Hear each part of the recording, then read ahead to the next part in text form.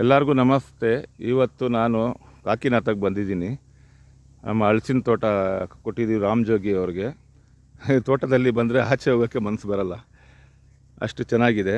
ನಮ್ಮ ನಾರಾಯಣಸ್ವಾಮಿ ನಾರಾಯಣಸ್ವಾಮಿ ಎಕ್ಸಿಕ್ಯೂಟಿವ್ ಅವರು ನಮ್ಮ ಸೀನಿಯರು.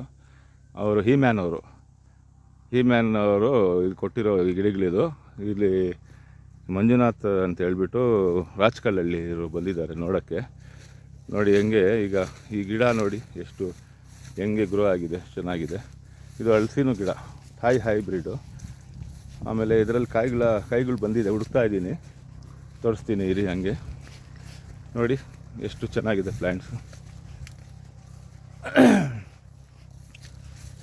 ಹಂಗೆ ಇರಿ ಒಂದು ನಿಮಿಷ, ಇಲ್ಲೆಲ್ಲೋ ನೋಡಿದೆ ಆವಾಗಲೇ.